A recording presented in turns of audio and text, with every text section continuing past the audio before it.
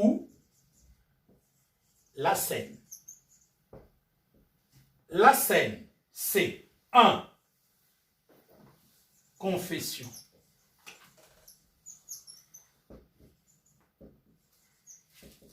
Individuelle.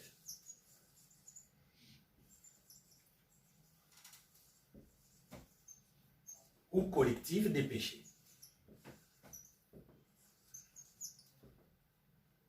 D'accord? 2. Lavage des pieds. 3. Consommation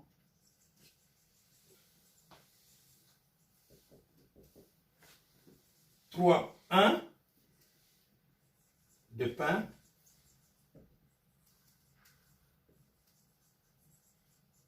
sans levain. 3.2 de vin.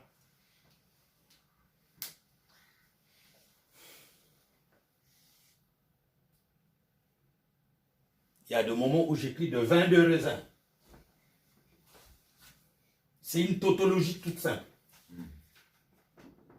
Parce que le vin, ça se fait uniquement avec le raisin. Voilà. Ces choses-là ont pour résultat la guérison, les miracles. En gros, la manifestation des dons spirituels. Est-ce que je me fais comprendre? Maintenant, si ces choses ne sont pas bien faites, ça a pour malédiction la mort et la maladie.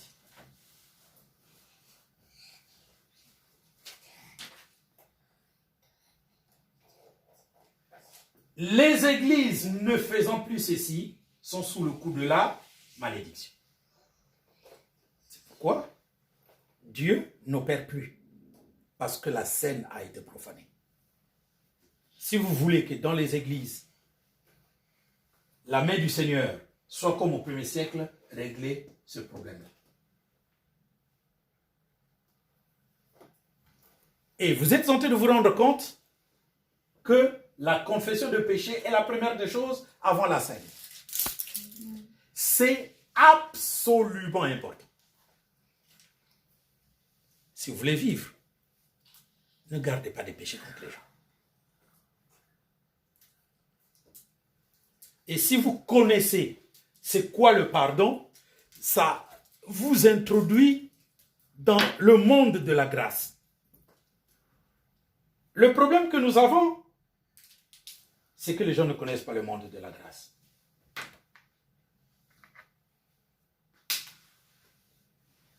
Je suis en train de publier un document sur que l'Église s'indigne sur l'État congolais. Et je me suis rendu compte que Jésus faisait de la politique. Que les apôtres faisaient de la politique. C'est bizarre. Pourtant, cette Bible-là, c'est tous les jours que nous la prêchons. Tout est là. C'est merveilleux, frère.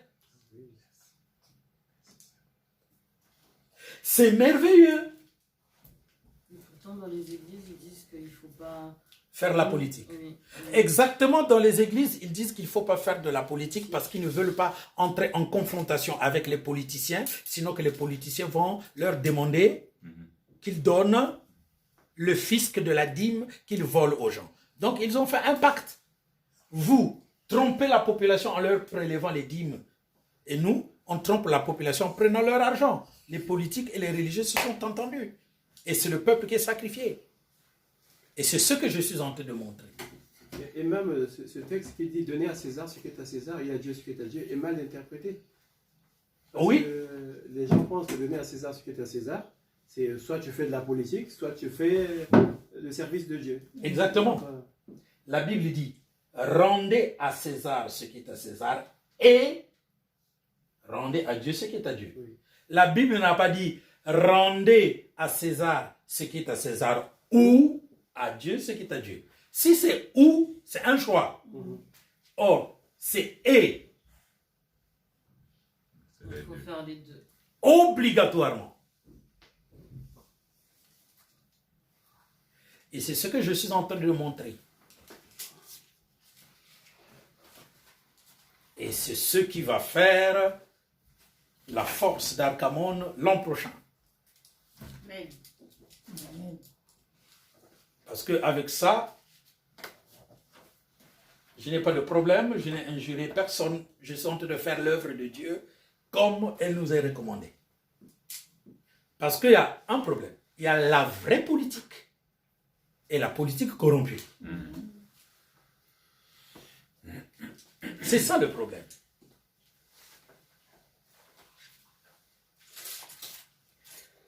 Qu'est-ce que Jean-Baptiste a dit à la population? Il a dit, si tu as 2 tuniques, donne un à ton prochain, n'est-ce pas? Oui. L'amour des uns et des autres. Oui. Aux publicains, ne demandez pas au-delà de ce que vous devez prélever. Aux soldats, Ne faites pas de l'extorsion. ne commettez pas d'extorsion, contentez-vous de votre solde. Ne prenez pas l'argent des gens avec des Frère, armes. appliquez ça au Congo-Brazzaville. C'est tout l'État congolais qu'on vient de redresser. Parce que les publicains, vous savez c'est quoi les publicains? C'est le fisc, la patente, la douane. C'est ça qu'on appelle les publicains. C'est donc l'administration. Donc, vous réglez le problème de l'administration, vous réglez le problème de la population. La population, tu dois donner à ton frère. C'est que c'est l'unité de la population, n'est-ce pas? Oui. Alors, vous voulez qu'on finisse les divisions du Congo comment? On voulait résoudre ça par les partis politiques, voilà pourquoi ça échoue. C'est nous qui devons dire aux gens de s'aimer. Si vous vous aimez les uns les autres, plus de tribalisme, plus de familiarisme, plus de clanisme, oui ou non? N'est-ce pas ce que nous nous demandons aujourd'hui? Bien, aux soldats, ne commettez ni extorsion, contentez-vous de votre salaire. Or, aujourd'hui, l'armée commet des extorsions. Donc, si on règle ce problème, tout est réglé. Alors, ce problème a été réglé par qui? Par Jean-Baptiste. Bien. Jean-Baptiste n'a-t-il pas réglé les questions d'antivaleur? Oui. Il a dit à Hérode, tu ne dois pas prendre la femme de ton frère. Donc, c'est à nous de régler les questions des antivaleurs au Congo. Oui ou non? Oui. Et donc, quand je vais descendre, pourquoi vous allez me dire que je suis en train de faire de la politique? Oui, je suis en train de faire la politique. Oui, je suis en train de faire la vraie politique. Mais je ne suis pas en train de faire votre politique. C'est clair. La politique de la corruption. C'est clair. Si tu es esclave, demeure tel que le Seigneur t'a appelé. Mais si tu as l'opportunité de te libérer, profites-en. Épître de Paul aux Corinthiens, chapitre 7, versets 19 à 20. C'est pas ça la politique? Bien. 1 Pierre chapitre 2, 10 à 20. Oui, là c'est la politique. Là, c'est la politique. Là c'est vraiment la politique. Donc, c'est nous qui devrions enseigner la parole de Dieu aux églises. Mais on ne l'a pas fait. Ne vous en faites pas, j'ai fait un bon retracé. Chez nous, on pense que les enfants de Dieu, c'est au sud. Les nordistes ne peuvent pas être des enfants de Dieu. Et les gens, quand ça se prend le pouvoir du bon, on va renverser la vapeur. On va créer William. Ah oui, qui va parler pour nous. On va créer la CCB. On va créer Ivan Castanou. C'est ça le gros problème au Congo. Maintenant, c'est le temps où Ivan Castanou, la CCB, William, attention, ce que vous faites n'est pas bon. Vous aussi, au sud, qui pensez qu'il n'y a que vous qui pouvez servir Dieu, vous aussi, attention. Nous tous, on va servir Dieu maintenant. 1. Nous allons mettre des lois pour nous aimer les uns les autres. Si toutes les églises, frères, on se mettait à s'aimer les uns les autres, c'est pas toute la population qui s'aime? Oui, Oui. c'est plus 78% de la population des églises. Si, si. Vous comprenez? Donc c'est nous qui sommes les responsables de ce qui se passe au Congo. Donc c'est une interpellation. Et j'explique bien. L'église qui s'indigne, ce n'est pas les églises d'aujourd'hui. C'est l'église selon la Bible. Donc nous tous, nous allons prendre le message de la Bible. Nous allons laisser nos partis pris de côté, nos égos de côté. On va appliquer le message de la Bible dans le pays. Et donc je prends l'enseignement de Jean-Baptiste. Et j'explique. Comme Dieu sait faire les choses. Vous savez que le Seigneur Jésus a commencé par annoncer le message de Jean-Baptiste. Répentez-vous, le royaume de Dieu est proche. Et juste après, les gens viennent nous poser des questions. J'ai dit, comme le Seigneur n'a pas annulé le message de Jean-Baptiste, donc il a continué. Pourquoi nous ne continuons pas le même enseignement? Et j'ai réfléchi, j'ai dit, mais Dieu, il est vraiment bon. La foule vient lui demander, et nous allons faire quoi?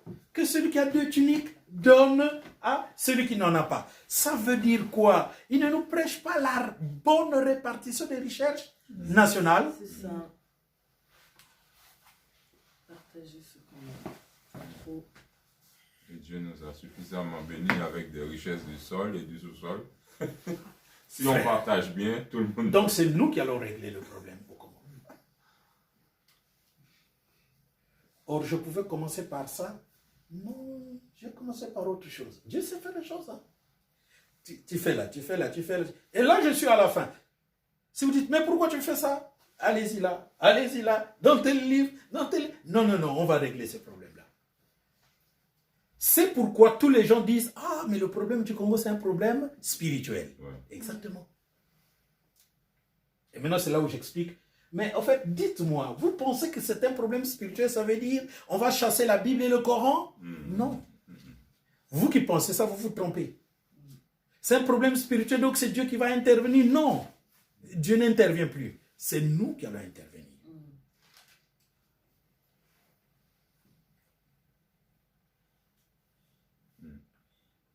Donc, tout ça, c'est la parole du Seigneur qui nous donne la possibilité de le faire. La parole de Dieu. Maintenant, va se poser la question de toute autorité vient de Dieu. J'ai dit, ok. C'est l'autorité de la politique de Dieu. Si Dieu ne fait pas de la politique dans l'Église, mais pourquoi il nous a donné à nous la responsabilité de prier pour le roi, de prier pour ceux qui sont élevés en dignité et de prier pour tout le monde. Car Dieu veut sauver tout le monde. Donc on doit leur apporter le message de l'Évangile qui ne leur a pas été apporté parce que nous avons embouteillé Dieu dans les 4 murs. Des religions. Catholiques, évangéliques. Voilà, donc c'est le message de l'Évangile qu'il faut tout simplement prêcher. Parce que les gens disent, nous prêchons. Non, vous ne prêchez pas. Parce que prêcher, c'est comme le veut la parole de Dieu. Donc, vous remarquez que c'est comme ça que Dieu opère des miracles. Confession de péché, lavage des pieds, consommation du pain et du vin, et vous devez le faire en mémoire de moi. Si vous le faites mal, c'est ainsi qu'il y a des malades, qu'il y a des infirmes, et que des gens meurent parmi vous.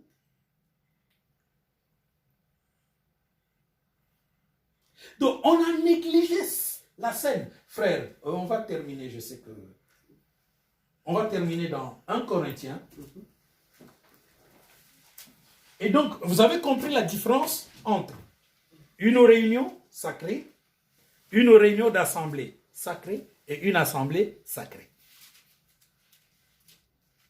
Si les gens avaient tout simplement compris ça tel que c'est écrit, il n'y aurait pas de problème. Mais ils se sont contentés de biffer, c'est-à-dire surcharger la Bible avec leur niaiserie. Je ne permets pas à la femme d'enseigner et de prendre de l'autorité sur l'homme. Point barre. Donc, dans une réunion, la femme n'intervient pas. Et une réunion, c'est fait pour la prédication et l'enseignement, absolument. Il n'y a que ces deux choses-là qu'il faut faire. Dans une assemblée, les femmes sont là, les hommes sont là. On prend des décisions, mais il n'y a que les anciens qui parlent. À moins que le Saint-Esprit parle par une femme en manifestant les dons spirituels.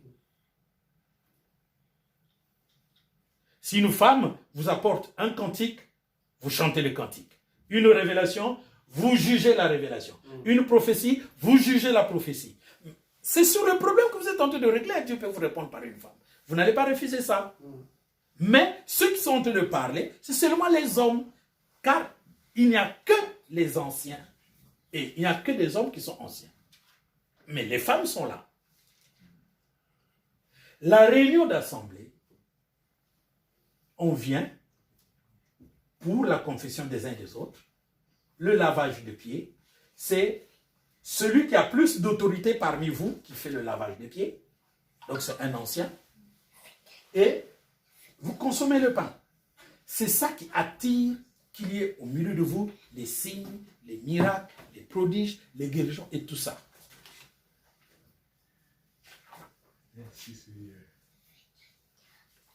Encore sur la scène. Suivez très bien sur la scène.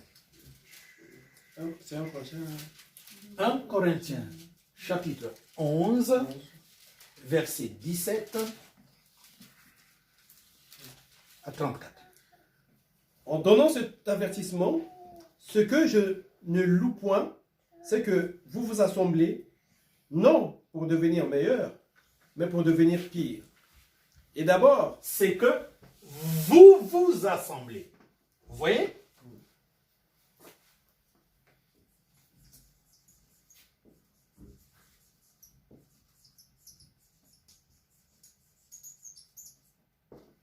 Allons-y. et d'abord, j'apprends que lorsque vous vous réunissez en assemblée, Vous vous réunissez en assemblée. Précise.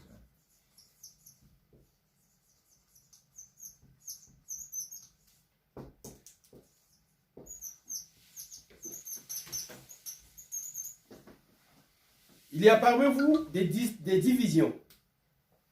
Et je le crois en partie. Car il faut qu'il y ait aussi des sectes parmi vous, afin que ceux qui sont approuvés soient reconnus comme tels au milieu de vous. S'il n'y a pas de division parmi vous dans l'église, on ne saura pas qui sont les vrais frères et les vraies sœurs. C'est-à-dire ceux qui n'acceptent pas les divisions. D'accord. Parce qu'un vrai frère et une vraie sœur ne sera pas dans ces petits groupes-là Ouais. qu'il y a dans l'église. En fait, dans l'église, il y a 3 groupes. Il y a 2 sectes qui sont divisées et il y a l'autre groupe qui est ça. Non, il y a beaucoup d'individualité. D'accord. C'est-à-dire qu'il peut y avoir des sectes. Il y a des gens qui ne sont pas dans les sectes. D'accord. Ils sont au-dessus. Si, si. Ils sont au-dessus. Le bon grain ne sera pas dans le mauvais grain. Parce que le mauvais grain dans une église, ça troupera en secte. Ouais. C'est vrai. Frères, vous pouvez vous mettre. Non, moi, je ne veux pas qu'il y ait des sectes dans l'église. C'est faux. Il y en aura. Devant toi. Mais quand ils s'appellent, ils ne vont pas s'appeler tous. Ils s'appellent par affinité. C'est ça qu'on appelle les sectes. Voilà. Donc, ne prenez pas votre temps pour prêcher, non, il faut qu'on s'aime. On doit savoir que la vie de l'église, c'est l'amour des uns et des autres. Mais non, si vous allez passer le temps pour le prêcher, c'est vraiment le temps qu'on est en train de perdre. Oui. Continuons, frère. Verset 20. Donc, lorsque vous vous réunissez, ce n'est pas pour manger le repas du Seigneur. Vous voyez, vous vous assemblez, et maintenant ici, on parle, vous vous réunissez.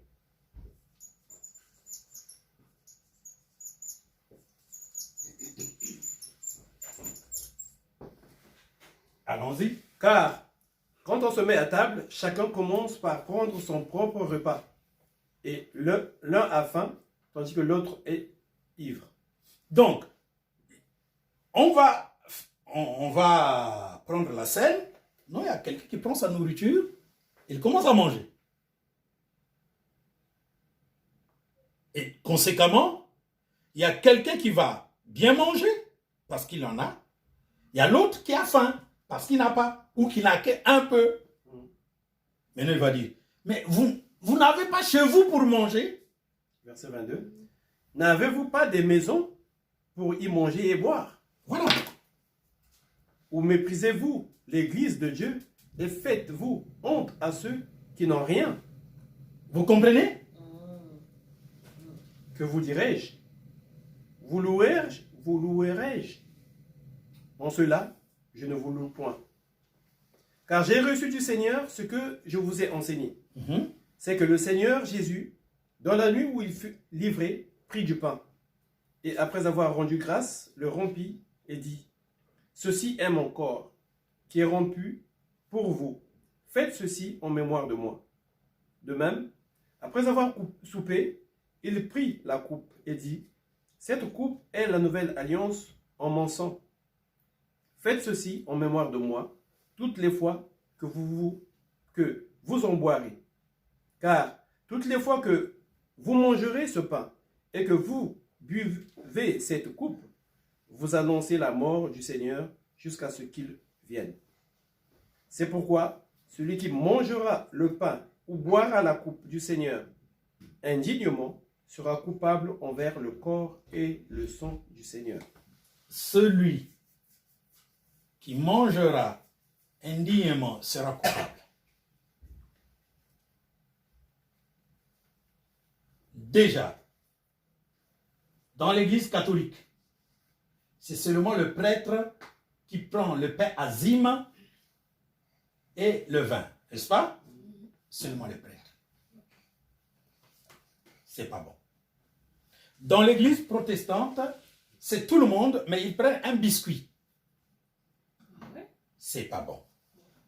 Dans l'église de réveil, ils prennent le pain avec levure, et ils disent, par la foi, c'est sans levure. Ils prennent le jus, et ils disent, par la foi, c'est le vin de raisin. C'est pas bon.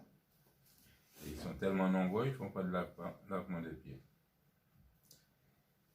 Non, ils ont tout simplement refusé le lavement des pieds. Ils ne veulent pas de ça. C'est pas parce qu'ils sont nombreux. Mais il y a même des églises. Il y a même des églises où ils ont créé un gros bassin avec un robinet. Pour faire le lavement des pieds. Pour que chacun vienne laver ses propres pieds. Là aussi, c'est pas bon. Ah oui, avec les choses de Dieu, c'est ça. C'est pourquoi vous ne retrouvez plus un milieu où on sert Dieu. Et ici, là, si vous faites ça mal, vous êtes mort. Vous êtes coupable envers le corps et le sang de Jésus. Oui, ma soeur. Oui, les témoins de Jéhovah, eux, ils commémorent la mort du Seigneur Jésus-Christ. Et c'est à ce moment-là qu'ils font leur scène. Voilà. Mais là, en fait, j'ai vu qu'il y a marqué vous annoncez la mort du Seigneur jusqu'à ce qu'il vienne. En faisant ça, on annonce la mort du Seigneur. Ça veut dire quoi? En prenant la scène convenablement, c'est la mort du Seigneur que vous êtes tenté d'annoncer. Jusqu'à ce qu'il vienne.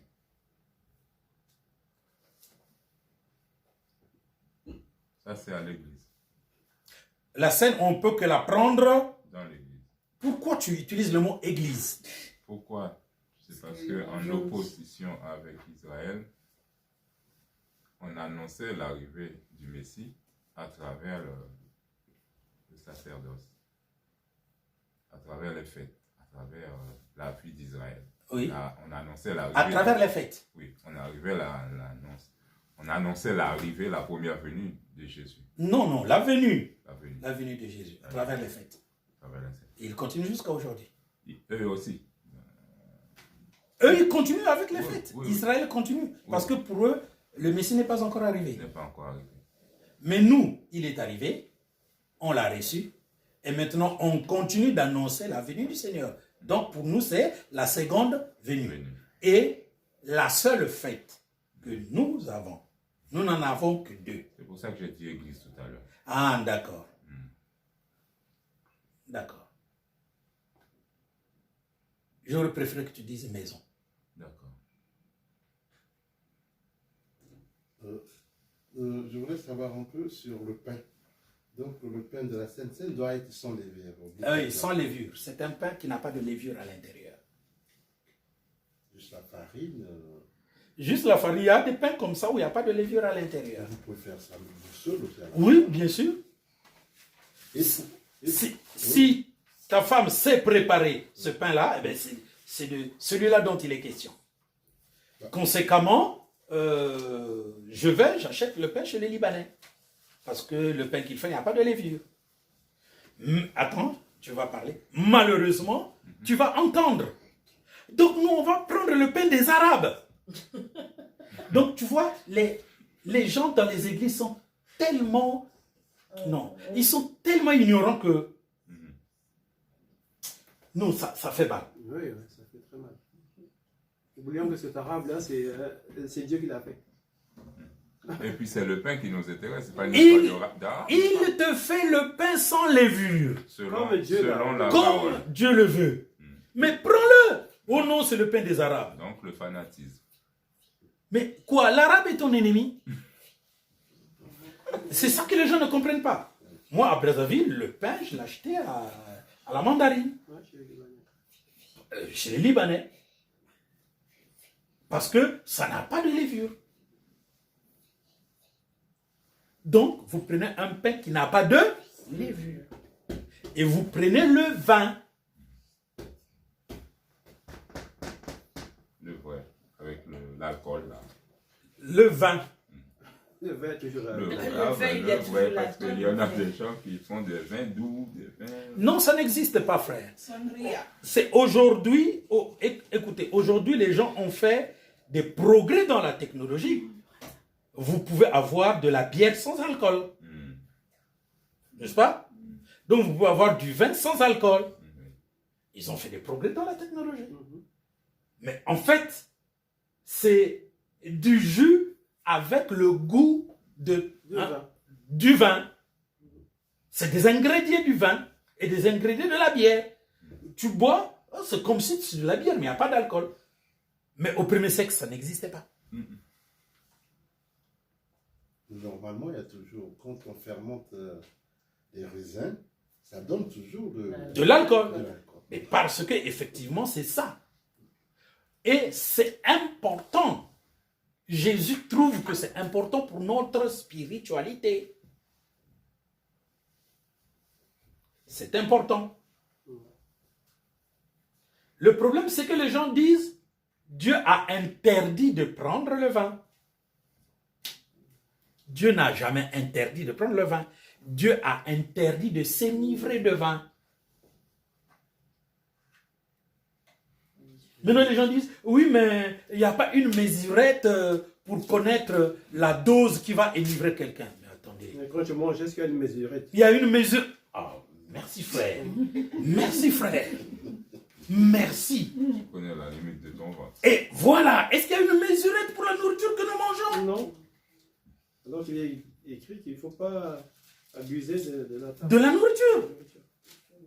Donc c'est comme ça. Et dès qu'il y a quelque chose qui est faussé ici, frère, on n'a pas encore terminé. Terminons ce texte. J'avais des questions à poser. Non, moi, c'est juste, je voulais encore avoir l'idée, pour nous qui n'avons pas les assemblées, on prie à la maison, par exemple, en couple. On a la foi, on est des chrétiens. Bon, est-ce qu'on peut organiser notre CNCS à la maison? Oui, le problème, c'est que il faut franchement que vous ayez quelque part où vous priez. C'est important. C'est important. Au moment que, à l'heure que nous parlons, que Oui. la réalité elle est là, que tout le monde, parfois, ils sont. Et nous sommes un peu dessus, hein, on est un peu dessus. Ah, peut-être c'est ça. selon Oui, notre- c'est vrai. Voilà, de prier à la maison, conserver notre foi de cette manière. Oui, mais vous pouvez, ça dit que c'est le mari, c'est toi qui vas faire le lavage des pieds et tu consacres la scène, tu pries pour la scène. Tu vas trouver un pain sans levure et du vin et tu fais la prière. Seigneur, nous allons prendre ce pain, nous allons prendre ce vin en mémoire de toi qui est mort à la croix pour nous.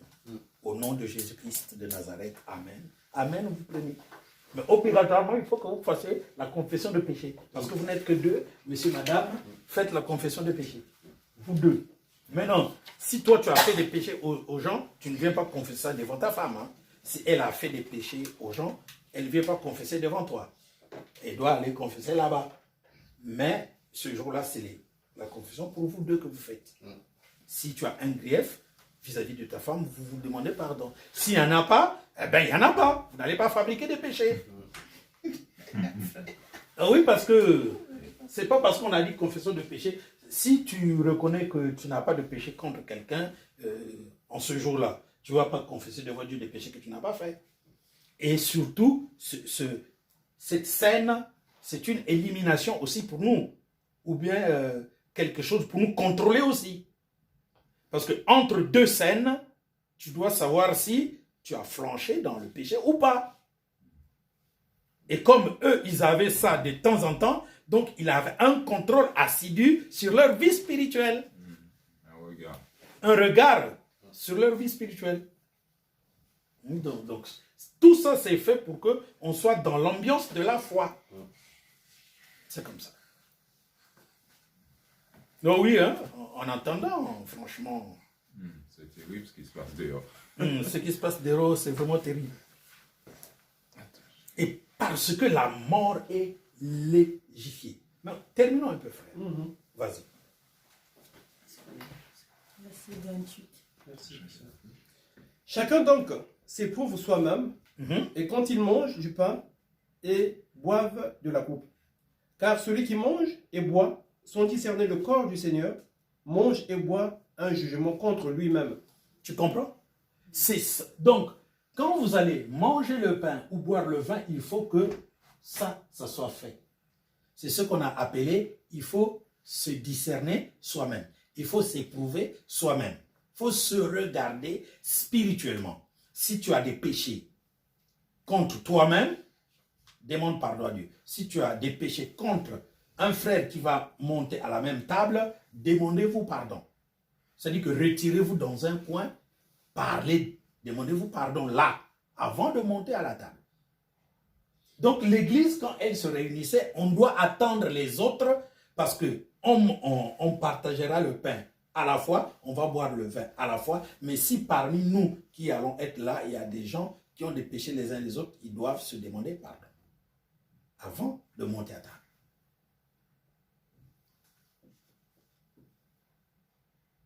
Et l'enseignement est que quand vous vous êtes demandé pardon, c'est fini. Hein?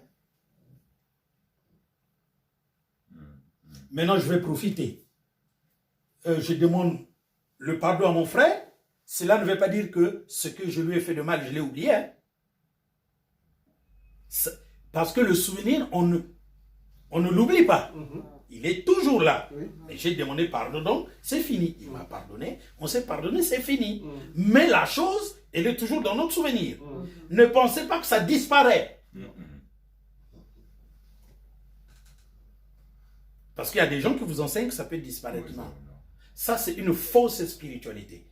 Les spiritualités qui ne peuvent pas être vérifiées, c'est ça le problème. Je lui ai fait mal, mais je lui ai demandé pardon. Il a accepté mon pardon, donc c'est fini. Ça ne veut pas dire que la chose en question n'existe plus. Non, elle existe dans le passé, mais on n'en tient plus rigueur dans notre marche aujourd'hui. Et si l'autre n'accepte pas le pardon? C'est son problème. C'est son problème. C'est lui qui va régler avec Dieu. Moi, j'ai demandé pardon. Mais quand tu demandes pardon, si l'autre n'accepte pas, l'autre va dire non, non, non, je ne veux pas te pardonner. C'est comme ça. Il faut dire non, je ne veux pas te pardonner. Il faut me le dire en face. S'il fait semblant.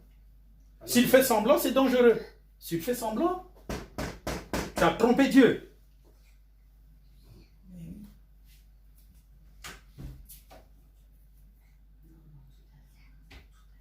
Et quand tu trompes Dieu, tu as affaire à Dieu. C'est là où c'est pas bon. Parce que si tu fais semblant, Dieu va te demander les comptes. En fait, qu'est-ce qu'il a dit? Si tu fais semblant, tu vas être malade. Vous allez voir ça. Donc, le problème pour Dieu, c'est de vous amener à comprendre qu'il faut pardonner. Mais parce que vous-même n'auriez pas reçu le Saint-Esprit si lui ne vous a pas pardonné. Bon, lui, il vous a pardonné. Bon, toi, tu ne pardonnes pas, pourquoi? Quelle est la raison qui fasse que tu ne pardonnes pas? Tu n'es pas un enfant de Dieu. Tu n'es pas un enfant de Dieu. Voilà. Continuons, frère. Verset 30. C'est pour cela qu'il y a parmi vous beaucoup d'infirmes et de malades, et qu'un grand nombre sont morts. Donc, il y a des infirmités, il y a des maladies, et il y a de la mortalité dans le peuple de Dieu, parce qu'ils prennent mal la scène. C'est-à-dire, ils ne confessent pas les péchés comme il faut, et ils ne les abandonnent pas. Le lavage de pieds, c'est pour montrer que le pardon que tu as demandé à ton frère ou à ta soeur, tu l'as reçu. Le péché n'existe plus. Et tu prends le pain sans levain, qui n'est pas la chair de Jésus. Tu prends le vin, qui n'est pas le sang de Jésus, mais qui est du pain en mémoire de Christ qui a été tué. Le vin en mémoire du sang de Jésus qui a coulé pour laver tes péchés. Parce qu'il fallait qu'on tue le corps pour que le sang coule, et le sang ayant coulé a lavé le péché. Parce que c'est le sang qui coule qui lave les péchés. Si Christ n'était pas mort, le sang ne laverait pas le péché. Parce que c'est écrit dans l'Ancien Testament. Le sang de chaque animal et le sang. Non, l'âme de chaque animal est dans le sang. Le sang, oui. Et je vous ai donné le sang sur l'autel pour le pardon des péchés. Moi, j'ai une question par rapport à ça. Parce que moi, ma mère, quand elle allait à l'église, tout ça, elle ne pouvait pas prendre la Sainte Sainte parce qu'elle n'était pas encore mariée avec mon père. Non, ça c'est pas... Et donc, du coup, non. Ça, non, non, non. Elle m'a toujours appris. La réponse, ça c'est leurs histoires à eux. C'est qu'elle t'a appris, c'est... Parce C'est que pas fini. tu dises la vérité à ta mère, ta mère ne peut pas faire cette vérité. Parce que elle est dans un milieu où on enseigne ça. Tu comprends? Où est le lien entre la scène et le mariage? le mariage. Aucun. On lui a dit que c'était comme ça que les maladies pouvaient rentrer, que la etc. C'est un péché. On a bien vu C'est un ne gros pas être péché, marié, du coup, Hein? C'est un péché de ne pas être marié et de vivre avec une personne. Enfin, c'est ce qu'ils disent. C'est pour ça que toutes les églises de la terre me traitent, moi, comme faux prophète. Parce que tu dis la vérité. Parce que je dis la vérité. Ça leur dérange. Ah, Mais vous ne comprenez pas c'est ces avec la choses. vérité qu'on va C'est la- terrasser l'ennemi. Exactement. Hein. C'est avec la vérité qu'on va terrasser l'ennemi. Ah oui. Où est le rapport Ça n'existe entre pas. la scène Ah oui. et le mariage? Dans la Bible, c'est l'histoire.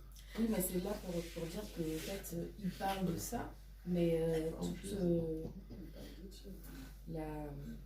je veux dire, la doctrine de la Sainte-Seine, ils le disent pas, quoi. Mais par contre, ils pointent bien le doigt sur le fait que... Le problème, c'est ils sont pas celui-ci. mariés. Est-ce que eux, ils craignent la parole de Dieu? Non. Non. Est-ce que ça, ils l'enseignent? Non. Non. Est-ce que dans l'église de ta maman, il faut le lavage de pied? Non. Non. Ta maman est quoi? Baptiste? Non, évangéliste. Quand évangéliste, c'est pas baptiste. Il faut que vous me définissiez bien ce que vous appelez une église évangélique, en fait. Le réveil, Il quoi. réveille, Le réveil. il réveille. Parce que le problème, c'est Il y en a celui-ci. tellement C'est de- de réveil. mais- En Europe, on appelle une église évangélique toute église qui n'est pas catholique. Oui, c'est ça. Oui. Toute église qui n'est pas catholique, en Europe, on appelle ça évangélique. Or, il y a des églises qui sont évangéliques. Par exemple, l'église suédoise. Elle est protestante, mais évangélique. L'église suédoise est évangélique. D'accord? Est-ce que c'est une église pentecôtiste? Non. Est-ce que c'est une église luthérienne? Non. Baptiste? Anabaptiste? Quand vous dites église de réveil, mais il faudrait que vous sachiez quelle est la connotation de cette église de réveil. Parce que, en fait, les églises de réveil, normalement, elles ont pour source le pentecôtisme américain. Donc, vous me dites, c'est quel pentecôtisme ou c'est quelle église de réveil? Et on voit, déjà, les églises de réveil n'ont pas de structuration biblique. Ils font n'importe quoi. Chacun a fait son âge ou son retrait. On ne peut même pas les cerner, les églises de réveil. Ils se multiplient trop facilement et on n'arrive pas vraiment à les définir. Parce que c'est le frère qui, dans l'église interne, s'est trouvé qu'il a reçu une révélation, il va créer son petit groupe. Il crée son petit groupe, et donc église de réveil. Non, il n'y a aucun lien.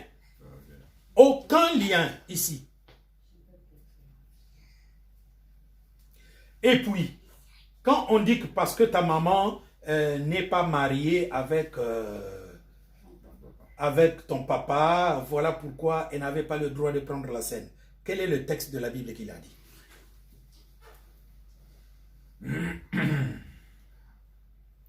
Vous connaissez la Samaritaine dans Jean chapitre 4. Oui. Jésus lui dit, va appeler ton mari, je vous donnerai l'eau de vie, n'est-ce pas? Oui. Elle dit, Seigneur, je ne suis pas mariée. Jésus lui dit, là tu as raison. Parce que tu as eu 5 maris. Et le 6e n'est pas ton mari. Ah, Seigneur, je vois que tu es prophète, n'est-ce pas? Donc le Seigneur connaissait qu'il a vécu avec 5 hommes et qu'il est avec un 6e, qui n'est pas son mari. Vous savez ce que ça signifie? Qu'elle est 5 fois divorcée.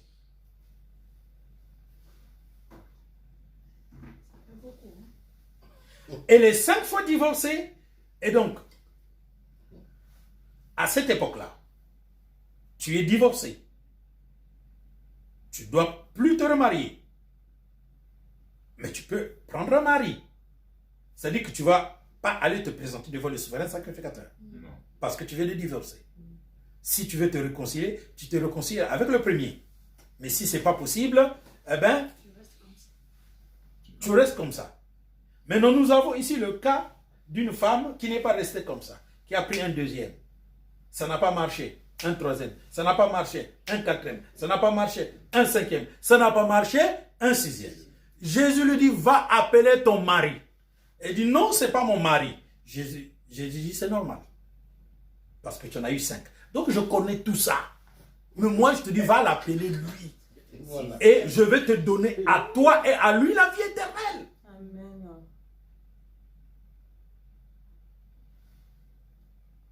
S'ils sont évangéliques. Pourquoi ils peuvent pas ça? Maintenant, moi, je vais définir par rapport à ce que je sais des évangéliques. Les églises évangéliques se fondent sur les évangiles du Seigneur Jésus. Ils ne touchent pas trop à l'Ancien Testament ni aux épîtres. C'est ça. Bon, maintenant, nous sommes là, dans l'évangile. Est-ce que vous écoutez l'évangile de Jésus? Oui ou non? Donc, entre vous et Jésus, qui est plus Dieu, qui est plus spirituel? Jésus qui dit à un 6 divorcés, 5 fois divorcé, il est avec un mari. On dit, va appeler ton mari, toi et lui, je vais vous donner l'eau de vie. Donc, Jésus donne l'eau de vie à une femme divorcée. Maintenant, quel est le pasteur qui aujourd'hui va interdire ta maman de ne pas prendre la scène? Parce que la scène là, c'est ça la vie. Hein. En fait, l'homme de Dieu, c'est l'esprit catholique toujours qui fait que... Qui continue. Voilà, c'est l'enseignement catholique qu'ils appliquent. Ça, c'est un enseignement catholique qui continue. Tu es divorcé, tu ne prends pas la communion. Voilà. Tu n'es pas marié, tu ne prends pas la communion. Tu ne prends pas la communion. Voilà, c'est ça. Il n'y a pas de rapport. Ah, c'est compliqué de s'en défaire du catholicisme. Ah oui. Mais, Très compliqué. Mais frère, il faut le faire consciemment, quoi. je vous le Il dis faut le en faire vérité. consciemment. L'église catholique, c'est l'église de Satan. C'est ça. Et cette église-là a produit l'église protestante. L'église protestante ne sait pas de fait de l'église catholique. Pourquoi? Parce que Martin Luther est resté trinitaire. Mais l'église catholique, son problème avec Dieu, c'est la conception trinitaire. Point barre. Vous pensez que c'est toute l'idolâtrie, quoi. Mais frère, moi, je vous le dis. Autant mieux que je voie quelqu'un qui va prier devant la statue de Marie que quelqu'un qui idolâtre son pasteur, qui est vivant. C'est vrai. C'est vrai. C'est vrai. C'est pire. Et dans les églises aujourd'hui, les pasteurs, on a fait d'eux des dieux. C'est pas facile pour comprendre ces choses. Mais c'est là où je vous dis, ce gars-là qui était en train de prier pour Pierre, est-ce que c'était bon? Vous comprenez? Maintenant, si vous vous rendez compte que ce qui n'est pas bon est si proche de la vérité, combien de fois ce qui apparaît? Parce que ce que Dieu appelle la fausse doctrine, beaucoup de doctrines que vous appelez fausses doctrines, pour Dieu, il ne compte même pas ça comme doctrine. La fausse doctrine, c'est de prier pour Pierre. C'est une fausse doctrine. C'est de dire, Paul, ne monte pas à Jérusalem. C'est ça la fausse doctrine. Oui. Comme ce qu'on vient de lire, l'homme de Dieu, sur ce passage-là, qui dit que celui qui prend mal la scène, il sera malade, ils seront infirmes, ils vont mourir. Ils vont mourir. Nous, on va aller prier pour quelqu'un qui a mal pris la scène, pour que Dieu intervienne. Voilà. Ça n'a pas de sens. Ça n'a plus de sens. La prière n'a plus de sens. Vous comprenez? Donc, on ne peut pas accepter un message comme ça. Mais parce que vous ne comprenez pas qu'au départ, les gens rassemblent les gens pour de l'argent. Ouais, ils ont d'autres motivations. Et c'est la doctrine de Balaam.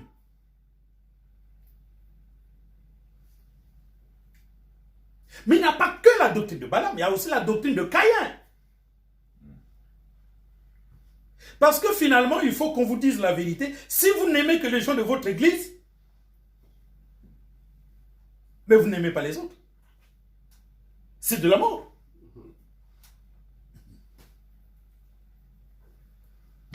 Que le Seigneur vous bénisse. Amen. Amen. Père des cieux, étends ta main sur le peuple qui a reçu cette parole. Nous te supplions de nous guérir de toutes nos maladies. Nous prions pour que tu chasses les mauvais esprits qui nous environnent. Au nom de Jésus-Christ de Nazareth, nous te prions pour que tu bénisses notre spiritualité, que tu bénisses notre foi et que tu nous fortifies en esprit par la grâce toute puissante de ton nom merveilleux. Que ceux qui écoutent cette parole de Dieu soient rendus sages et intelligents par toi. Que la grâce du Seigneur repose sur tout le peuple. Au nom de Jésus de Nazareth. Amen. Amen. Amen. Que Dieu vous bénisse. Amen. Alors là...